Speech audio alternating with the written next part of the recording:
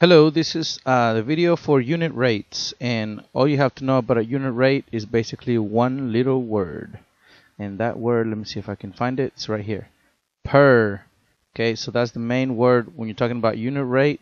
If you want to know miles per hour, you're talking about unit rate. Okay, so let's look at these different things right quick. I skipped the whole beginning, but let's go back and look at it right quick. It says the rate. What is a rate? First, let's just talk about a regular rate, not unit rate, just rate. And a rate, all of this is a ratio. By now, you should know how to write a ratio. And this ratio is going to compare quantities of different units. So no longer is it just a ratio where it's 1 to 2 or 3 to 4, but now each one of those numbers means something. Okay, for example, on this first problem that we have here, they were talking about dollars compared to hours. On this next one, we're talking about miles compared to hours. So the two quantities being compared are dollars and hours, or miles and hours. Okay, so those are the two things being compared in each one of these unit rates. Excuse me, not unit rates, rates. Because what a unit rate is now that we know what a rate is, you compare two different things, two quantities with different units. A rate is when the second term is a 1. Okay, so let's think about that in a few minutes. So if we have 180 miles in 3 hours, if we make this 3 hours, if we make that in 1 hour, then it becomes a unit rate. Now, in order for us to do that, we're going to have to do some division, and you'll see that in a minute, how to do that. Okay, but we need to make this 3 go all the way down to a 1. So whatever you do to one of the terms, you have to do to the other term as well. So if you're going to divide this by 3, to get down to a 1, you also have to divide the 180 by 3 to get down to whatever number of miles that's going to be. And 180 divided by 3, well, 3 times 6 is 18, right? So it's going to be 3 times 60 is 180. Okay, so the unit rate for this example that we started off with is 60 miles every hour, or in other words, we really say it 60 miles per hour. Okay, so that's why per is a very important word. Here's the other two examples right there. $11 per hour, or 75 miles per hour, which what this really means is $11 every 1 hour. And here this really means 70 miles every 1 hour. So notice here that what a unit rate is the important part of it being a unit rate is that you're talking about one unit. Okay, and that's the second term has to be a 1. So when you see the word per, you're talking about per 1 unit. So for every 1 hour, for every 1 hour. Here we have other rates that they want us to express as unit rates. Notice that the first number is on the top, the second number is on the bottom. So we want to make the denominator be a 1. Okay, so we're going to simplify it until this ratio looks like something over 1. So let's do that right now. Okay, so I noticed that I need to have a 1 here at the bottom. The denominator needs to be a 1. The only way I can get this 5 down to a 1 with division, which this is how we always going to do it. Don't ever subtract, because I know you can subtract 5 minus 4 and get a 1. But if you do subtraction, you're going to get this wrong every time. So don't ever subtract. What we're trying to do here is we're going to be using division. Okay, so write this down. In order to express every rate as a unit rate, we have to simplify. And the way we simplify is with division. So now we're going to divide by something that needs to get down to a 1. So 5 divided by something needs to be equal to that 1.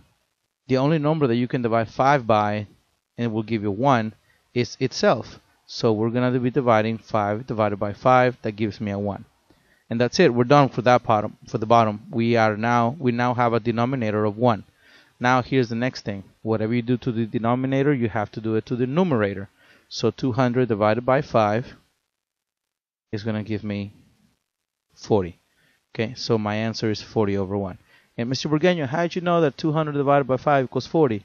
Well, because I know that 5 times 4 is 20, right? There's my 20 right there. But instead of being 20, it's 20 with a 0 behind it. So instead of being 4 that gives me 20, it's going to be 4 with a 0 behind it. It's 40. Okay, I can do that in my head, and you can probably do that too from now on. If you actually need to work it out like this, where you have to divide 200 by 5, then go for it, and you will get 40, hopefully, if you do it right. So this is the first one, the first unit rate that we come up with, 40 to 1. Okay, now the next one is the same thing. You have to divide the bottom number by 6 in this case, because the bottom number is a 6. That'll give us a 1. And whatever you divide the bottom number by, you have to do it to the top. So in this case, I know that 6 divided by, or 6 times 6 is 36. So I know my answer is going to be 6. But where do I put my decimal? In order for me to do that, I'm actually going to write it down like this so you can see where that decimal goes. Okay, I'm 36.36 or 36 hundredths divided by 6. 6 cannot go into 0, so I bring up my decimal. Notice I removed my decimal on the inside because I didn't have a decimal on the outside. If my decimal would have been here, then I have to move it on the outside. Then yes, you would have to move it on the inside as well. But in this case, this is not the case because 6 is just a whole number. The decimal is already here. I don't have to move it. It's already understood to be there. Okay, so 6 can go into 0. 6 cannot go into 3, so I'm going to put a 0 right there. But 6 can go into 36 6 times. 6 times 6 is 36, remainder 0. So my answer is not 6. If I would have left it as just 6, it would have been wrong. My answer's got to be 6 hundredths. That 6 has to be in the hundredths place. Okay, so that's my final answer for that one. And then this one, you can probably get that one by yourself. Remember, you need to get a 1 right there. So if you have a denominator of 3, the only way you can get a 1 at the bottom is by dividing by the same number, which is 3. So once you get that, you get a 3, and now all you have to do is divide that top number, and that'll tell you how many lines you'll have for every one page. Okay, and this is important. You need to write down the units. If the problem has units, lines, pages, meters, feet, hours, whatever, then you have to write them down in your problem. Okay. So finish that one. Now let's talk about finding the unit rate price to the nearest cent. Okay, so now we're talking about 4 notebooks for $16.20, 6 pounds for $29.95. We want to know how much the unit price is because now we're talking about specifically money. Price means money, right? So we want to talk about money, but also the word unit, that means 1, right? So for every one of these notebooks, for every one of those pounds, how much money am I going to spend? That's what unit price is. And it's the same thing as unit rate, except they changed the rate to the word price because now we're talking about money. But we work it out the same exact way. So here we go. We're going to divide the bottom number by the same number we have here, which is a 4. So we're going to divide by 4 so we can get a 1. If we do that on the bottom, we have to do it on the top. So I'm going to actually work this out, and I want you to work this out on your notes like I'm doing right now. Okay, so 4 goes into 1 0 times, 4 goes into 16 4 times, that's 16, remainder 0. Here's where the decimal is. I didn't have to move it on the outside, so I don't have to move it on the inside, left or right. I do have to move it straight up though for my quotient. Now the 2, bring down the 2. 4 cannot go into 2, so I'm going to put a 0 there. Now I can bring down the next 0. 4 goes into 25 times, and that's 20, remainder 0. So my answer here is 4.05. But because we're talking about money, we're talking about $4.05 for 1, and the units here is notebooks. So for one notebook will give me $4.05. Now you do this one. I want you to do this one where you tell me how much is going to be 1 pound of whatever we're buying. If 6 pounds is $29.95, make sure that you divide by the same number that you start off with. It's a 6, so we're going to divide by 6, and that's the same thing you have to do here. So here you have to make sure that you have mastered the art of division, because division is an art. If you know how to do it right, make sure that you set it up correctly. $29.95 divided by 6. Make sure that you know what to do with this decimal. Go back and look at this example if you need to, so you can finish this one and then put my answer right here. Don't forget to put that dollar sign there because we're talking about money and pounds. Okay, finish that one. Now let's talk about these practice problems here. The millers, I guess this is a bad problem, so I should say the millers traveled 495 miles at a rate of 55 miles per hour. How many hours did it take the Miller family? Well, let's talk about this real quick. Let's write the unit rate, or the rate, not the unit rate. Okay, let's write the rate. 495 miles at a rate of 55 miles per hour, mph. Write this down real quick. mph is the same thing as miles per hour. Okay, notice that this m, that's not what I want to do. Notice that this m is that m for miles. Okay, the p stands for per, and the h stands for hours. That's why it's mph, miles per hour.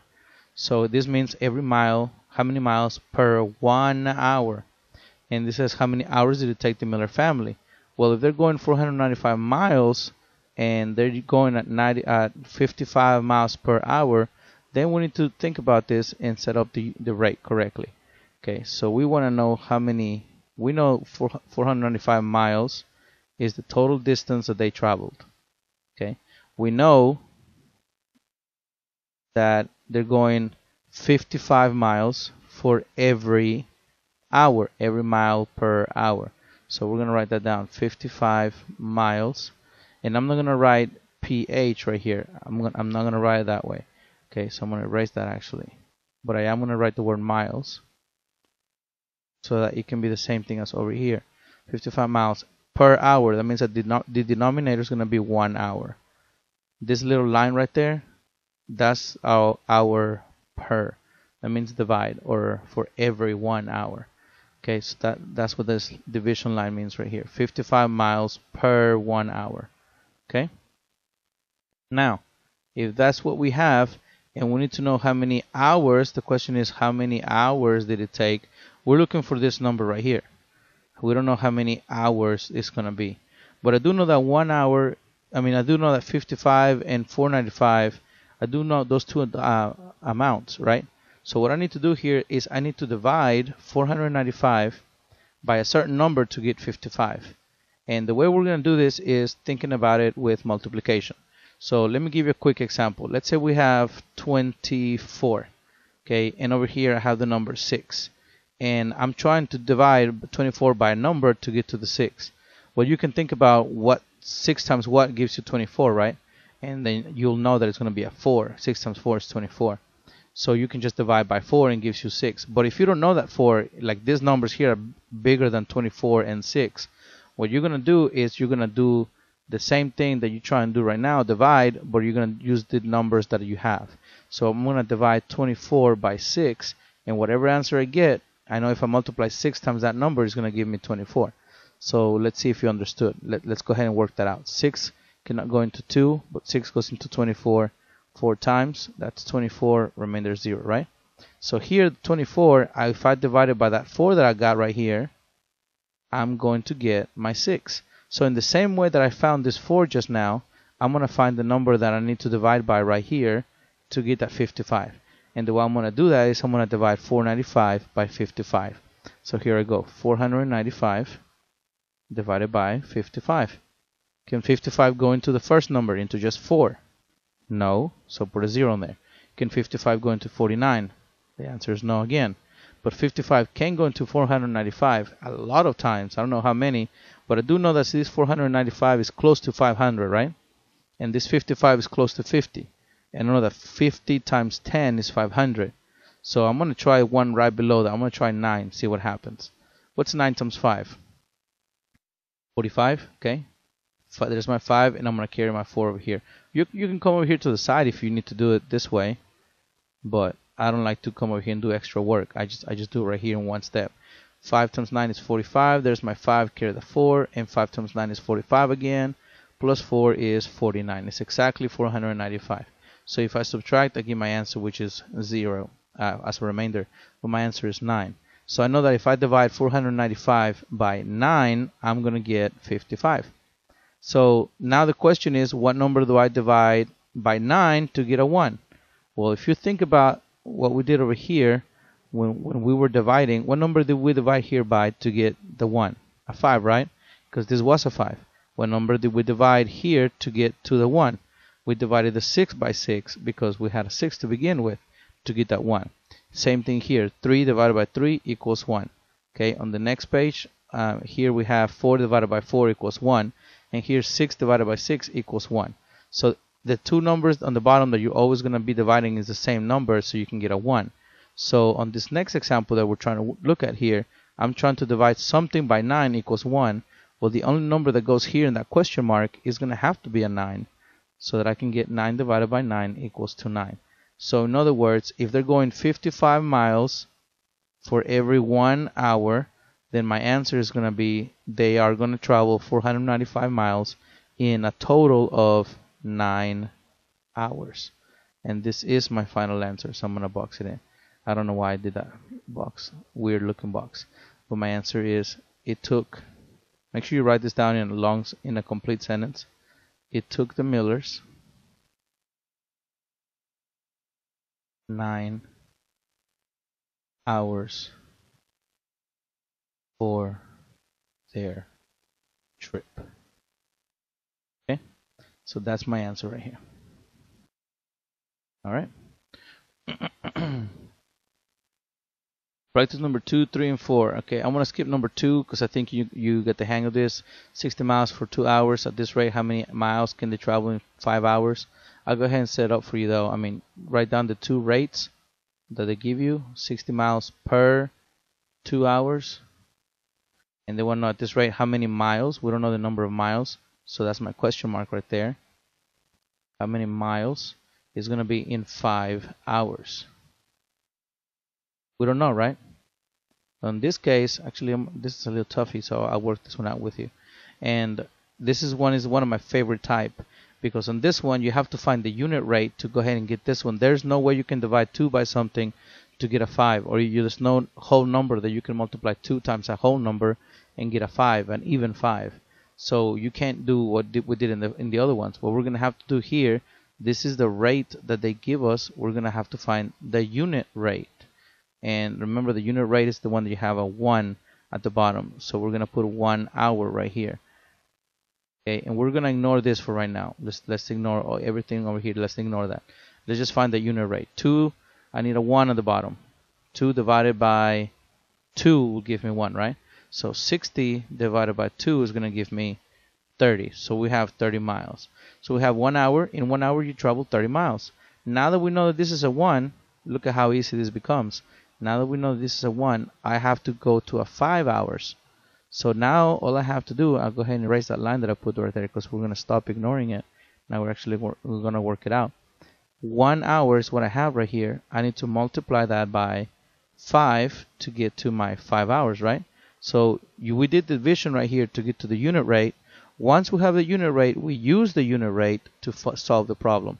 And since we're looking for how many miles we need to multiply the 1 hour times 5 to get to 5 hours, so that we can do the same thing to the top. And 5 times 30, let's see, what's 5 times 3? 15, okay. So if 5 times 3 is 15, let's see, I don't know if this is very clear or not. I think I may be doing this a little sloppy for you. Let me rewrite that. 1 hour times 5 equals 5 hours. So 30 miles times 5 equals 15, but this is not 5 times 3, it's 5 times 30 with a 0 behind it. So it's 15 with a 0 behind it. It's 150 miles. So the question here is, at this rate, how many miles can they travel? Can he travel in 5 hours? Well, in 5 hours he can travel 150 miles. So the answer is, he can travel 150 miles in 5 hours. And that's my answer. Okay, so that's it. I'm going to go ahead and put these two, number 3 and number 4, on the board tomorrow. And if you have them, you can go ahead and put them on the board. And if you got them right, you get a prize. Okay, so number 3 and number 4. We're talking about making cookies on number 3. And on number 4, we're talking about which one is a better buy. In other words, which one is cheaper for every one soda. Okay, so you know you have 12 sodas because it's a 12 pack, and that's $9.99, and this is 6 sodas for $5.99. Which one is cheaper for one soda? How much do you pay for one soda on this amount, and how much do you pay for one soda on this amount over here? So which one should she buy? Okay, I know this one's cheaper right now, $5.99, but you only get 6. Over here you get 12 and it's $9.99. I don't know which one's cheaper. I have to do the math. Figure out the unit rate for this amount, figure out the unit rate for this amount. For one pack, for one soda, for one cola, and over here also for one cola, how much is it going to be? Okay? Alright, so we'll see you tomorrow.